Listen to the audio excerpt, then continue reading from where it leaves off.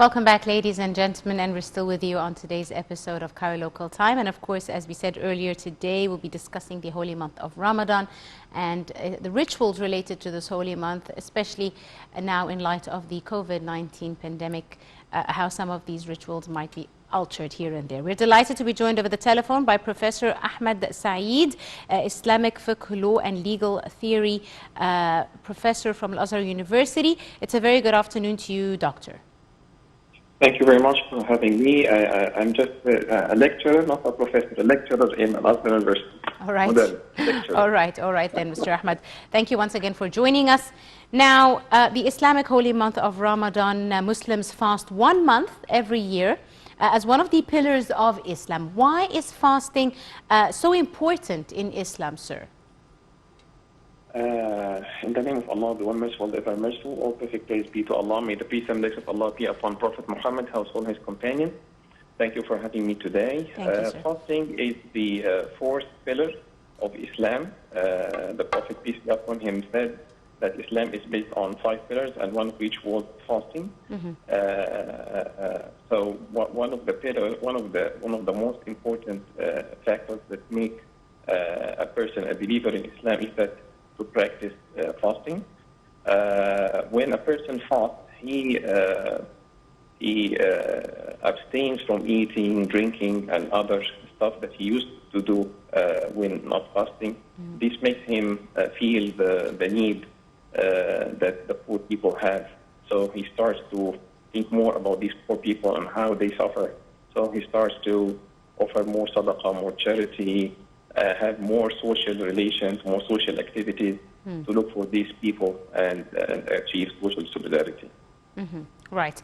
Now, fasting is not just about refraining from food and drink, like you said. It's also refraining from sinful behavior, false speech, cursing, lying, insulting, etc. What lessons do we really learn from fasting that it's not just about stopping eating and drinking, but stopping bad behavior? Yeah. Thank you for drawing our attention to this point, because if we in Ramadan are ordered to refrain from stuff that is already permissible when not fasting, then it's a fortiori to abstain from sinful behavior. Yes. So if eating and drinking is lawful and halal when not fasting, but we are ordered to stop from doing this lawful stuff, then we should stop doing the bad stuff a fortiori. Yes. So, the idea of refraining is not just from eating or drinking, but also from metaphorical eating, such as the eating of the flesh of humans in the sense of backbiting, riba, and tale-bearing, namima. So we should not speak about people when they are not available and say bad stuff about them. So this is very sinful, whether in Ramadan or when it comes to the blessed month in Ramadan. Indeed. Also, refraining from doing our job. Like if somebody is working and he uses fasting as an excuse for not doing his job perfectly, this is not a valid excuse. You are fasting, but at the same time you have to do your job perfectly. In the same way, you are not fasting. So fasting should not be used as an excuse for stop doing what is mandatory for us to do. Absolutely right.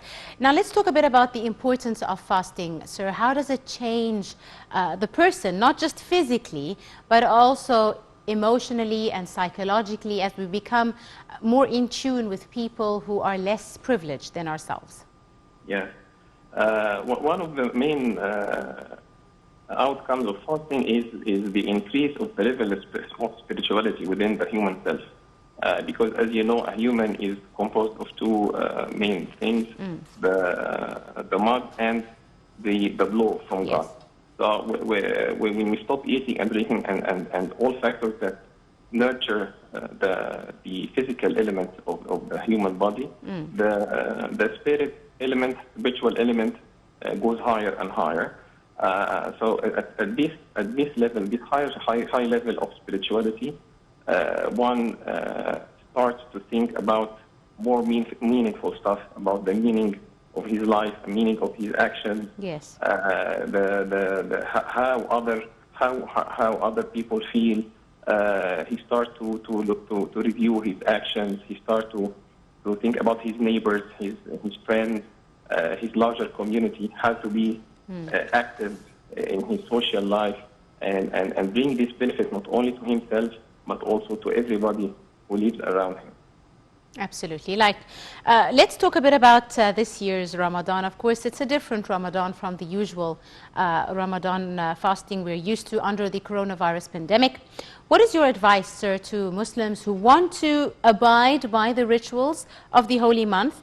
How can they strike a balance between performing the rituals and at the same time protecting themselves and their families and their society from the spreading of the coronavirus?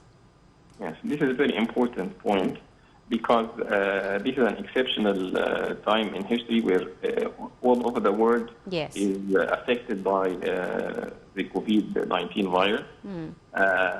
So Ramadan is well known for social gatherings, whether at the level of the family, like every member of the family comes and eats their iftar together, or where they go to mosques and pray the night prayers and other activities. So my advice is to observe the guidelines provided by the professional doctors and hospitals. Like we have to have social distancing. If we are having a family dinner, we try to have some space, at least a chair spare between each member of the family. If we are going to pray the night prayers in the mosque, we should have enough distance between each member of the worshippers. We should bring our own prayer rug. We should wear our masks. We should have a good distance, at least a meter between when talking to someone else, so that everybody will protect himself and protect others as well. Indeed. Right. Of course, and as Muslims, we also have a duty towards our communities and our families and friends and even strangers during pandemics. What do the teachings of Prophet Muhammad, peace be upon him, tell us about this kind of duty, especially during a critical time like this pandemic? Yes. In general, believers should be courteous and generous towards one another and towards people of other faiths and to everyone, even if you don't have any faith in God.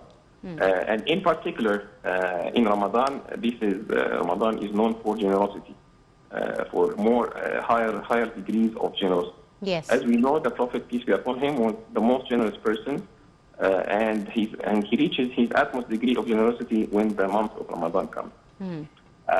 So within this context, we should take care of one another. We should extend our charity to poor people more and more.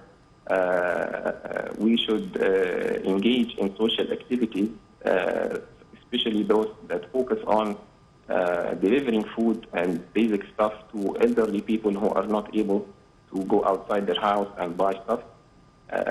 So within this framework, we can make sure that a lot of people are well fed and well protected during this blessed month.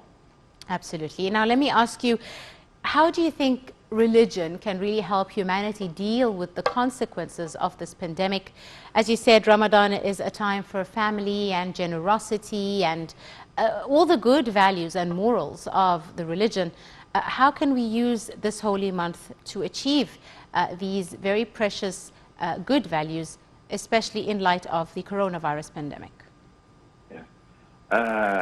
One important point about Ramadan is that it is a month where not only the Quran was revealed, but also the other heavenly divine books. Yes. So this shows that the unity of religions, heavenly religions, that we have one God to worship and God is mercy. And God teaches us that we should extend our generosity to everyone, whether people who are having the same beliefs or different beliefs, or even people who don't believe in God. So it's time where people gather and be united in their love, in their social action, in their love for the good and love for the country, love for humanity, love for kindness itself per se, regardless of religion, color, race, ethnicity, etc. Absolutely right. Now, of course, in addition to fasting, Muslims are encouraged to read the entire Quran during the holy month. Why do Muslims perform this recitation, especially during the holy month? In general, reading the Quran is a recommended act, but it becomes more recommended and highly recommended during the month of Ramadan, Yes. especially because the Quran was revealed in this month. So this is why people are encouraged to read more and more of the Quran as much as they can, complete it in 1 month. If they complete it more than one time, that's better, as much as they can. And at the same time, they should devote some time for studying the meanings of the Quran. So it's good to read the Quran. This is encouraged, and you will get a lot of reward for that. Yes. Another important action is that you understand some of the meaning. So you have to understand what you are reading, especially by reading the books of tafsir, listening to some specialists about some topics mentioned in the Quran, etc. So we need to have some knowledge and understanding of what the Quran means, what the Quran tells us to do, so that we have more benefit, not just reading, but reading plus understanding what is meant by the Quran. Absolutely. And also the holy month of Ramadan also includes Laylat al-Adr, or the night in which the Quran was first revealed to the Prophet Muhammad, peace be upon him. According to the Holy Quran, this night is better than 1,000 months, and on this night the angels descend to earth. What do Muslims do during this night, and why do they do what they do? This is the blessed month that the Quran talked about, where the Quran was revealed.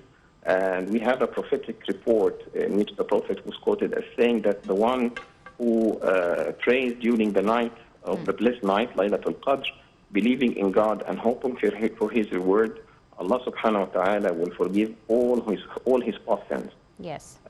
So this is a means for forgiving all the sins and wrongdoings that have been committed before this night.